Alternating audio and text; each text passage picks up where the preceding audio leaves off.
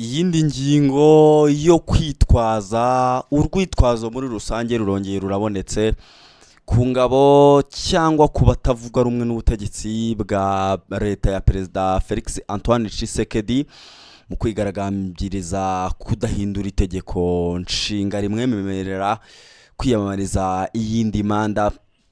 Ibingibi bije mu gihe hahangayikishijwe ibibazo by'umutekano muke muri Burasirazuba bwa Repubulika ya Demokarasi ya Kongo. Ibi rero Kinshasa nabo baracyataka cyane, baravuga bati intambara ntihari ariko dufite abatuzengereje, dufite abamaze igihe kinini batuza amahwemo. Mu mutwe wiyise Force de Projet cyangwa BCU cyangwa Brigade Speciale du UDPS, aho ari umutwe ushinjwa kwiba, ukambura ndetse ukanafunga kandi ubutegetsi ntibugire icyo bubikoraho. Nje kukubwira rero byinshi ku bijyanye n'uyu mutwe wa Force de Projet, umutwe w'icugakiza ushimangiye ndetse ukaba unashamikiye ku butegetsi bwa Perezida Felix Antoine Tshisekedi. Abatavuga rumwe n'ubutegetsi bwe batangiye kuwitwaza nk'igikoresho cyo kugira ngo bange ikijyanye no guhindura itegeko nshinga kugira ngo abe yakwiyamamariza iyindi manda. Nitwa Pasi Govinda, ndagushimiye cyane kuba uri ahangaha, ariko ndaragushimira cyane nuramuka usoje iyi nkuru, ariko kanareba ko wakanze subscribe cyangwa waba utarayikanda ugahita uyikanda kugira ngo ujye ubona inkuru zitandukanye The Quick Times News igenda ikugezaho. Wayikaze cyane ngushimangire ndetse tunaganire ku kijyanye n'uyu mutwe wazengereje abantu hariya Kinshasa.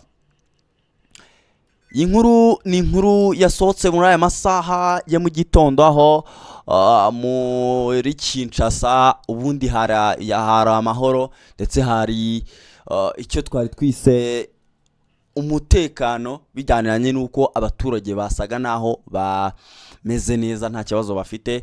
Gusa rero bakavuga ko abaturage barembejwe, bababajwe cyangwa bakomerewe cyane n'umutwe wiba ndetse ukanambura abaturage, ugafunga bamwe ndetse ubutegetsi ntibugire icyo bubikoraho, ndetse ibyo ngibyo bikanatuma bamwe banakeka yuko waba ari umutwe ushamikiye ku butegetsi bwa Felix Tshisekedi.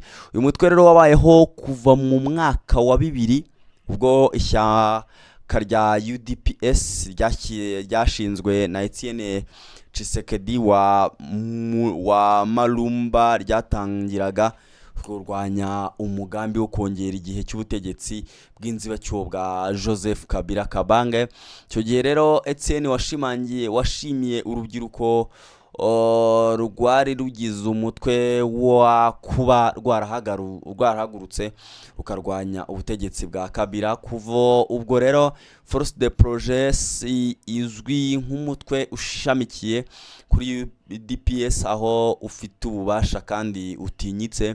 Geko Beyeya wafunzwe muri 2017 ubwo yari mu myigaragambyo yamagana Kabila, agafungurwa ubwo umuhungu we Etienne Felix Tshisekedi yajyaga ku butegetsi 2019. ni umwe mu bayobozi bakuru ba Force de Projet, abandi ni Mokato uzwi nka Seigneur de Guerre na Seba. Umutwe rero ukorera mu bice bitandukanye bya Kinshasa, ukaba warigabyemo amatsinda, kandi buri tsinda rigira umuyobozi waryo, rikagira imikorere yigenga ndetse kubera inyungu buri ruhande ruba rushaka. Bisa naho nta washobora guhuza imigambi yabo. Intsinzi rero itsinda rifite imbaraga muri Force de Projet rifite ibirindiro muri commune Limete ku muhanda 11 hafi y'icyicaro gikuru cy'ishyaka rya UDPS, aho riyoborwa na Joel Mpaba Mukiri uzwi nka Moseru, ndetse niwe wiyita perezida w'uyu mutwe ku rwego rw'igihugu. Ikinyamakuru Jeune Afrique cyatangaje ko Ngandu Kennedy uzwi nka Antibele nawe yagereranyeje gushira ibirindiro muri Limete ariko biranga yimukira muri komine ya Ngaliema mu burengerazuba bwa Kinshasa. Muri Kuwaba rero komine Kalamu rwagati muri Kinshasa hari itsinda riyobowe na Mokato. Muri Cangu iburasirazuba hakaba irya Blondi Kisala, ndetse kenshi aya matsinda ahangana ashaka kwagura ibirindiro. Nko muri Limete ubu hahanganye itsinda rifite ikirango cy'umutuku riyobowe na Michel Kahusu Zonza uzwi nka Barak, ndetse n'irya Michel de la Moise Kabongo Kadiata uzwi nka Eleva ryo rifite ikirango cy'icyatsi. Eleva rero ni umukozi wa Minisiteri y'Imari hariya muri Repubulika Iharanira Demokarasi ya Kongo. Tariki ya 30 Mata 2026 uyu munsi nyine itsinda rya Eleva ryakoreye inama y'icyumweru hafi y'amasangano ya Izama, ndetse yitabiriwe n'abantu barenga 100 bo muri Force de Projet. Bahabwa umwanya wo gutanga ibitekerezo byatuma imibereho yabo itera imbere, ndetse iyi nama yatangijwe n'indirimbo ya UDPS, aho nyuma umwe arahaguruka avuga ko bafite ibibazo by'ubushomeri, ndetse anasaba ko uru rubyiruko rwajya gukusanya imisoro mu masoko. Iki gitekerezo cyakiriwe neza n'abandi benshi bamukomeraga amashyi. Cyakoze rero uyu munyamabanga mukuru wayoboye iyi nama Aime Kanzandaya yibukije uru rubyiruko ko leta ari yishinzwe gukusanya imisoro. Kanza akorera Minisiteri ishinzwe mine. Kanza rero yakomoje kuri ibi ngibi, abwira abagize Force de Projet ko amahirwe y'akazi, ndetse kuko bamwe bari bagenzi babo bamaze kwinjizwa mu nzego z'umutekano zirimo n'igisirikare, bakaba barinda Perezida Felix Antoine Tshisekedi. Aho yagize ati rero bamwe mu bahoze muri Force de Projet ubu bari mu barinda Perezida, ndetse ni nyuma yo kurangiza imyitozo.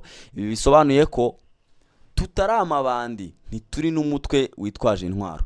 Umushakashatsi rero Albert Marukisa asobanura ko Force de Projet ari umutwe w'amabandi kuko wiganjemo abavuye mu ishuri n'abashomeri barimo abahoze mu mitwe wa Karuna, bakaba bumva ko kwitwa abantu ba hafi ya UDPS bizatuma bica bagakiza. Nubwo Force de Projet bahuje intego zo gushyira Tshisekedi ndetse n'abayobozi ba UDPS imbere, bihitiramo amatsinda bashyigikira.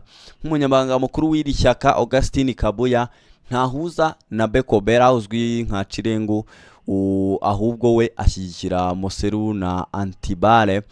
Minisitiri w'umutekano w'imbere mu gihugu rero Joaquin Shabani, ndetse na Senateri Sylvain Mukengesheya Kabongo Taube umaze imyaka myinshi ari inshuti ya Perezida Felix Antoine Tshisekedi, bo bashyigikiye Chirejerejeru, ndetse bananavuga yuko ngo biteguye kuba bamushyigikira. Muri iki gihe rero abanyekongo batavuga rumwe n'ubutegetsi ndetse n'umugambi wo kuvugurura itegeko nshinga kugira ngo Felix Tshisekedi yemererwe kuyobora manda ya gatatu, mu bikomeje guhangayikishije abanyapolitiki harimo no kuba bashobora guhohoterwa nabo muri uyu mutwe wa Force de Projet.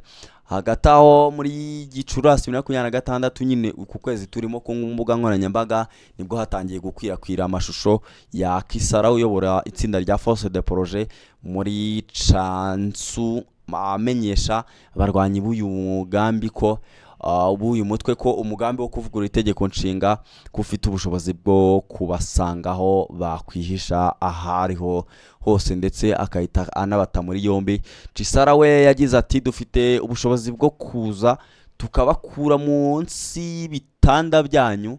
Ubushobozi bwa Kisara ndetse n'urubyiruko ayoboye ni bushidikanywaho kuko guhera tariki ya 15 Gicurasi bagaragaje ko bifatanya n'abapolisi mu gukumira imyigaragambyo y'amahoro yabasabaga ko umutekano ukazwa muri komine ya Njiri. Ni byinshi bikomeje kugenda bivugwa kuri uyu mutwe, gusa tuzakomeza kugenda dukurikirana bijyanye nawo.